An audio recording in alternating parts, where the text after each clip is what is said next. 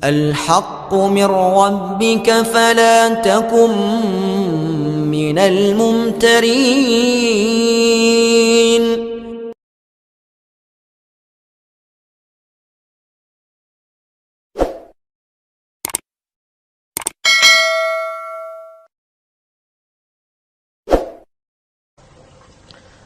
Ada dua kata yang sering bersandingan. Kita kenal betul kata itu, yaitu hak dan kewajiban. Kewajiban adalah sesuatu yang harus kita laksanakan. Hak, sesuatu yang harus kita terima. Keduanya berjalan pada alur keseimbangan. Bahwa ada orang yang lebih mengutamakan kewajibannya dan tidak begitu memikirkan haknya, kita katakan itu orang bijak. Ada orang yang menuntut haknya sesuai dengan kewajiban yang dia laksanakan, kita katakan itu orang yang adil. Ada orang yang hanya tahu hak, menuntut hak, tapi tidak pernah melaksanakan kewajiban, kita sebut itu orang yang tidak tahu diri. Muslim bersaudara. Islam membebaskan kita dari ras diskriminasi. Persaudaraan itu diikat dengan nilai akidah, melintasi geografis, melintasi etnis. Dari manapun orang datang, apapun warna kulitnya, dari suku apapun ia dilahirkan, kalau akidahnya sama, itu saudara kita sebagai sesama muslim. Di dalam menjalin persaudaraan sesama muslim itu, ada hak-hak saudara kita yang harus kita berikan kepada mereka. Artinya kewajiban kita memberikan hak itu kepada mereka. Apa hak itu? Sebuah hadis menyatakan hak seorang muslim atas muslim lainnya 7. Yang pertama, al-ijlalu lahu fi ainihi. Ia memandang saudara muslimnya itu dengan respek, dengan rasa hormat, dengan istilah orang-orang tua kita dulu, ngowong ke uong. Orang tuh ya dianggap orang apapun profesinya. Saudara muslim kita itu jadi pemulungkah dia, penarik becakkah dia, pekerja kasarkah dia. Ada rasa respek kita terhadap dia, rasa hormat kita kepada dia, dan itu karena nilai-nilai akidah, nilai keimanan, bukan karena profesinya. Kalau kita hargai orang karena profesinya semata, jadilah penjilat kita ini. Bukankah Rasulullah SAW telah memberikan contoh yang sangat baik kepada kita? Beliau oleh Al-Quran dituntun, Qul innama ana basyarum mislukum. Katakan kepada mereka Muhammad, umatmu, aku manusia juga seperti kalian. Seolah-olah Tuhan ingin berpesan, Muhammad, jangan tempatkan dirimu di atas yang lain. Ternyata Rasulullah sallallahu alaihi wasallam yang begitu baik hatinya, begitu mulia akhlaknya, begitu luar biasa ibadahnya, entoh oleh Allah masih diberikan bimbingan. Qul innama ana basyarum mislukum. Katakan kepada mereka Muhammad, aku manusia juga seperti kalian. Jangan tempatkan dirimu di atas yang lain. Kemapanan sering menggoda dan menggeser idealisme kita. Kemapanan sering membuat kita memandang kecil yang lain. Ora pati ngewong ke wong. Tidak bisa lagi mengorangkan orang. Sedikit punya jabatan, dada besar, hidung mekar, telinga lebar. Tidak ada apa-apanya orang lain. Tidak demikian mentalitas kita dalam berukhuwah, dalam bersaudara. Al-ijlalu lahu fi ainihi. Seorang muslim memandang muslim lainnya dengan rasa respek, ada rasa hormat, dan itu karena pertalian akidah semata-mata. Sekali lagi, apapun profesinya.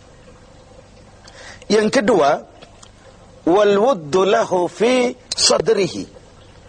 Ada rasa respek, lalu yang kedua, ada rasa cinta di hatinya kepada saudaranya itu. Kesenangannya membuat kita senang, kesulitannya membuat kita juga ikut merasakan sulit. Bukankah muslim dengan muslim seperti satu tubuh?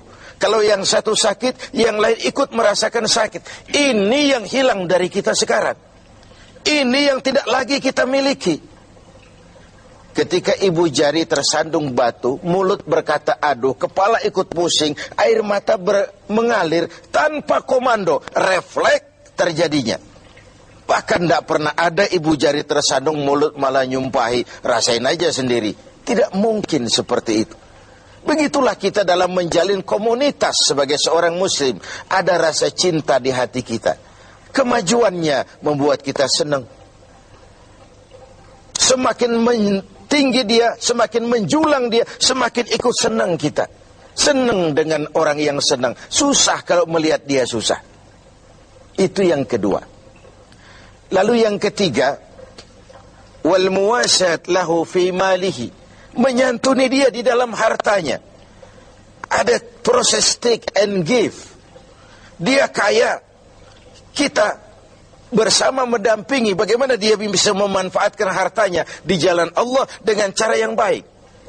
Dia memerlukan, bisa kita memberikan bantuan dengan tidak perlu mengharap balasan dari dia, karena keikhlasan tentu hanya mengharap balasan dari Allah Subhanahu wa ta'ala.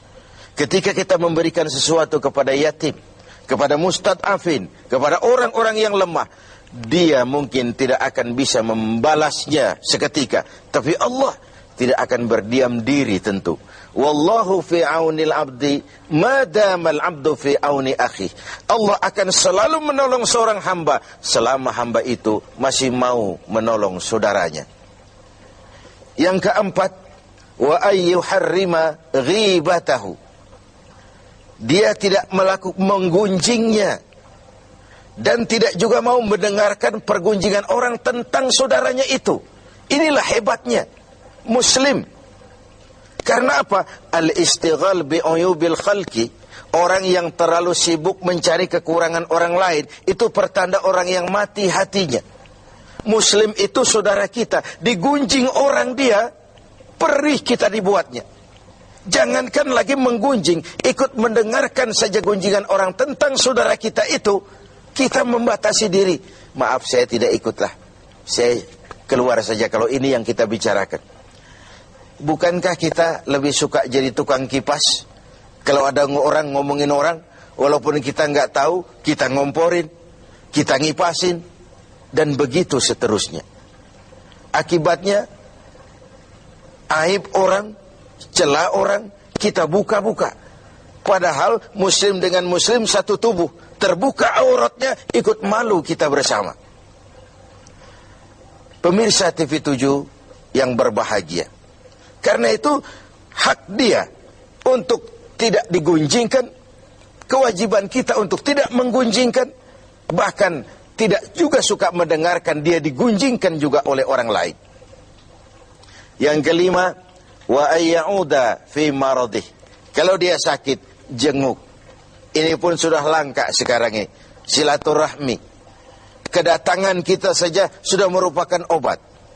Doa kita sudah memberikan sugesti bagi proses penyembuhannya. Karena apa yang tidak kita suka terjadi pada diri kita, jangan juga lakukan itu pada orang lain. Apa yang ingin orang lain lakukan terhadap kita, harus juga kita mau melakukannya kepada orang lain. Kalau kita ingin dihormati, belajarlah menghormati orang lain. Kalau kita ingin didengarkan pembicaraan kita, suka jugalah mendengarkan pembicaraan orang lain. Ada proses take and give dalam kehidupan ini. Yang keenam, wa ayyu syai'a janazatahu. Kalau berpulang dia, meninggal dunia dia, antarkan jenazahnya. Antarkan jenazahnya, kesempatan terakhir menuju tempat peristirahatannya yang terakhir. Lalu yang terakhir, wa alla yaqula lahu ba'da mautihi illa khairan.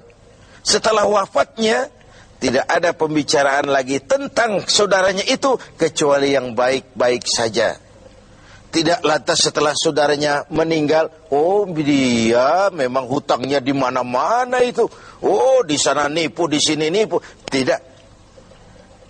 Setelah saudaranya tidak ada, meninggal, pembicaranya hanya tentang yang baik-baik saja dari saudaranya itu. Begitulah hak saudara kita yang harus kita berikan. Begitulah kewajiban kita yang harus kita laksanakan. Innamal mar'u ahadisun ba'dahu fakun hadisan hasanan liman wa'a. Manusia akan jadi pembicaraan setelah dia tidak ada. Maka berusahalah kau menjadi pembicaraan yang baik bagi orang-orang yang kau tinggalkan. Berusahalah dalam hidup ini agar kau jadi pembicaraan yang baik-baik bagi orang yang kelak kau tinggalkan itu. Pemirsa TV7 yang berbahagia, inilah hak-hak yang harus kita berikan kepada saudara kita muslim. Ini pula kewajiban-kewajiban yang harus kita laksanakan sebagai muslim. Semuanya dalam rangka membentuk sebuah komunitas yang diikat tadi dengan nilai-nilai akidah.